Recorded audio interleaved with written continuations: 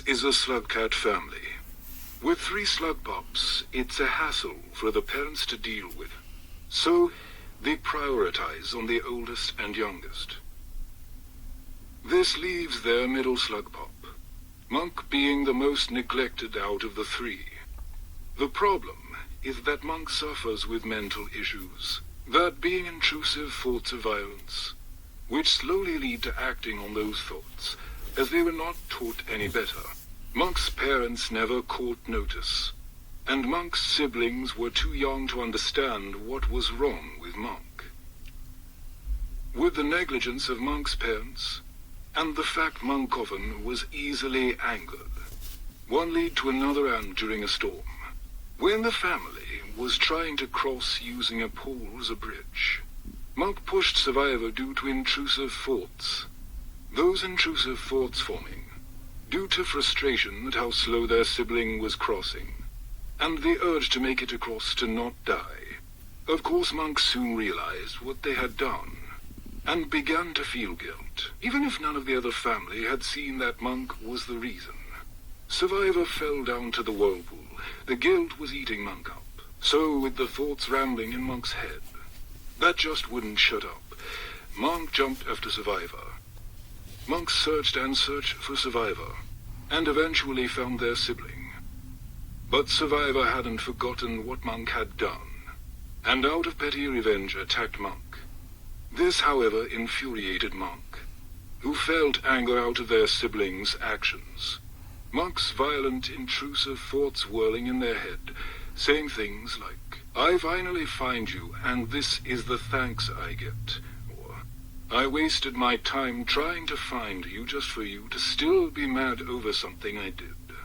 Monk's arrogant personality couldn't take Survivor's rejection of forgiveness, and with pure rage Monk killed Survivor. After that, Monk was on their own.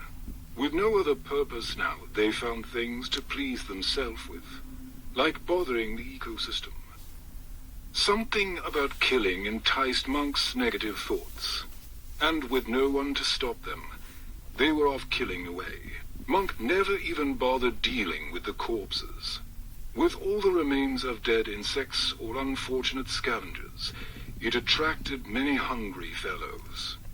And knowingly Monk's actions had impacted the food chain, with predators becoming an abundance. It certainly boosted the carnivorous plant life too, that it became common to find them all round.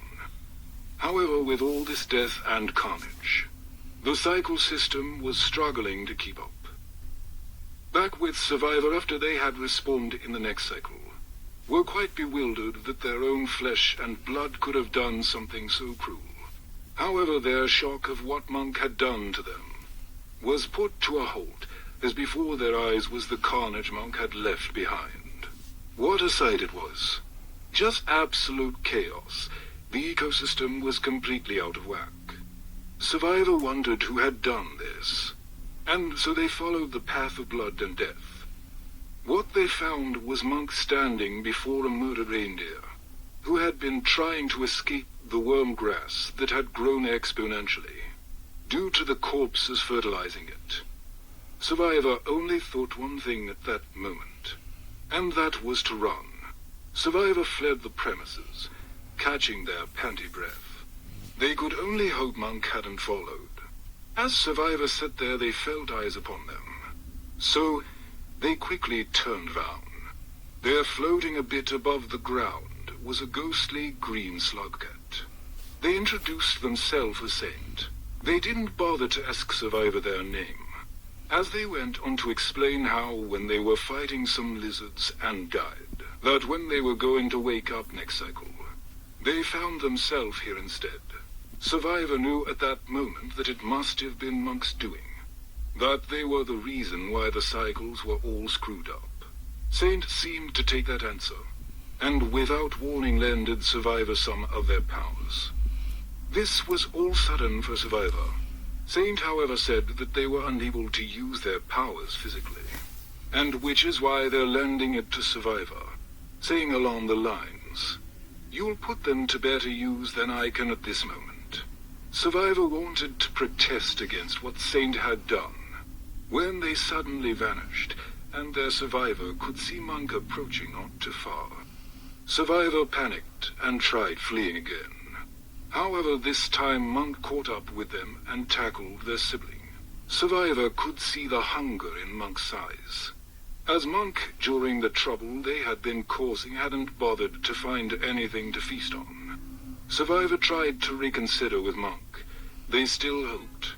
There was some good in Monk, or were they wrong? Monk, out of savage hunger, ate their own sibling alive. Survivor wailed in agony.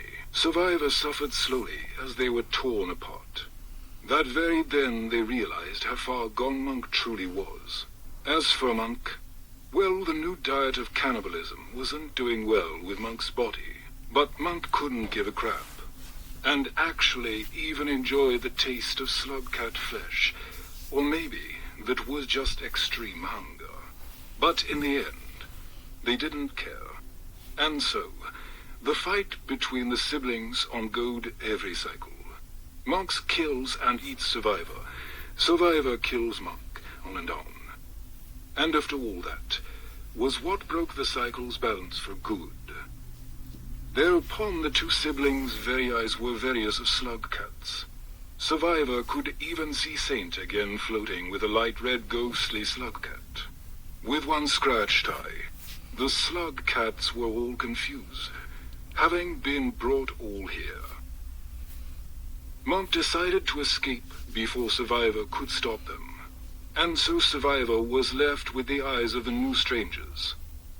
This sparked a plan in Survivor's eyes. So Survivor greeted each slugcat and explained of the issue. Many were shocked about Monk's doings, and so they agreed to be against Monk for ruining this world. Survivor now, with allies, learned each of their names.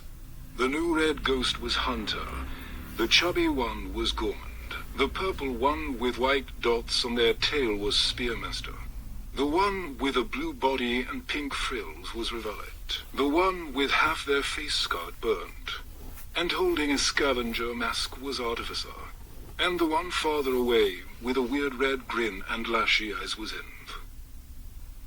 The first step of Survivor's plans was asking what the hell those powers were that Saint gave them, and how to use them.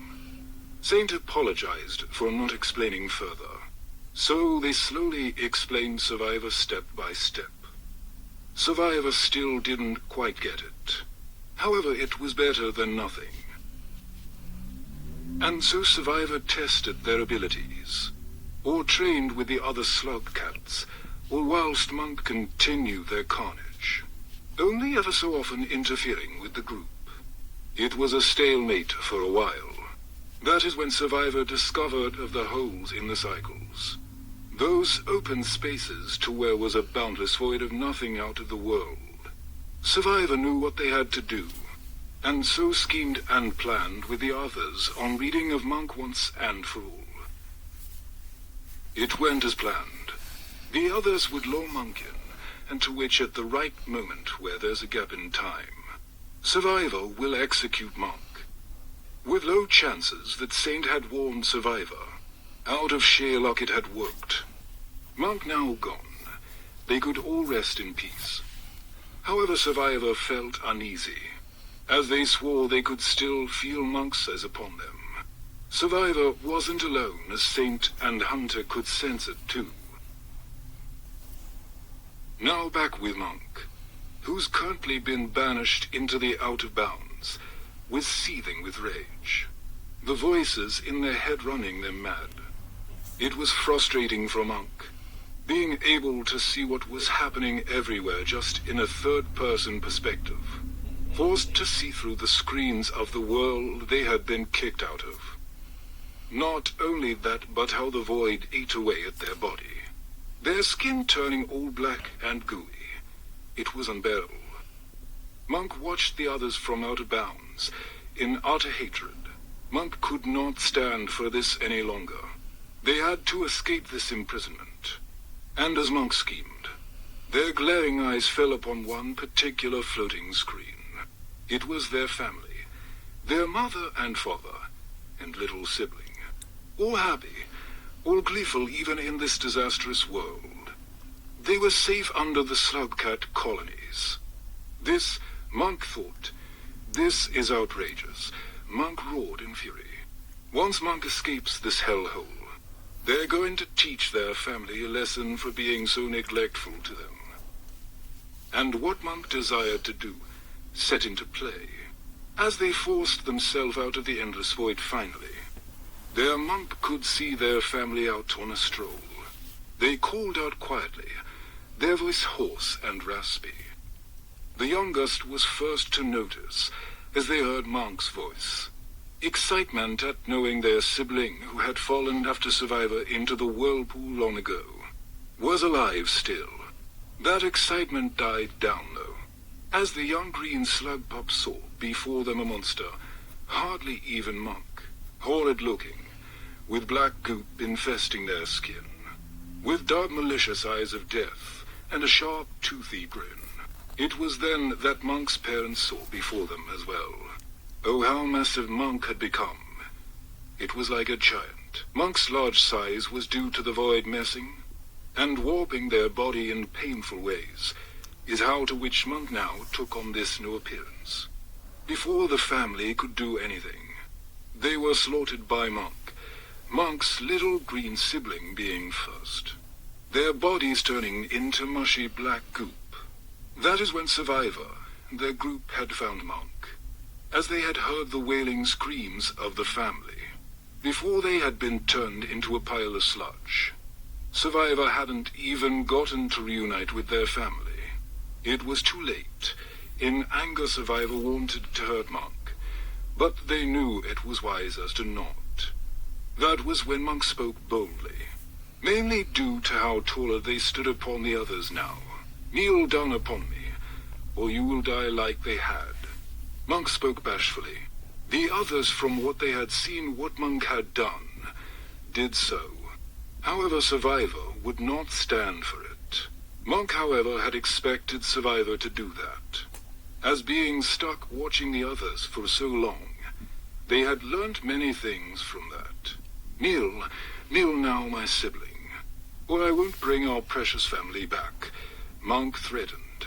Monk used their siblings' weakness against them, and reluctantly so Survivor kneeled before their tyrant of a sibling. Monk had a crude grin. See now how they ruled over this domain. How powerful they are now. Ironic. Monk could still remember when Survivor would laugh at how weak they were. Look how the tables had turned now. Monk imprisoned each of Survivor's friends, each in their own cell personally made based on how weak or strong they were, who posed a threat and who not. Oh, and also Monk kept in most hidden away, not because they were flirty and weird, but because of their eggs. Those eggs with two red streaks across it. That was a danger Monk knew to hide away. At last, Monk ruled over everyone, engaging in fear-mongering to prevent them from rebelling against their rule. Monk at least kept to their promise on bringing back theirs, and Survivor's family, much to their older siblings' relief. Survivor, however, was still surprised that their family was alive again, and couldn't help but ask how. As long as the goop of their remains stays, I can rebuild them back. Though their consciousness that had been trapped in the void will probably be scarred now, Monk simply told their curious older sibling. After that, Monk walked off. They had better things to do now. Now that they had full control over their world. What's better than ruling my world? Monk thought for only a short moment. Ruling other worlds, Monk had concluded in their mind. That is Monk's new goal now. Monk now had plans to explore beyond their domain, and out into the unknown. That would conclude the end of the unfortunate tale of a slugcat family.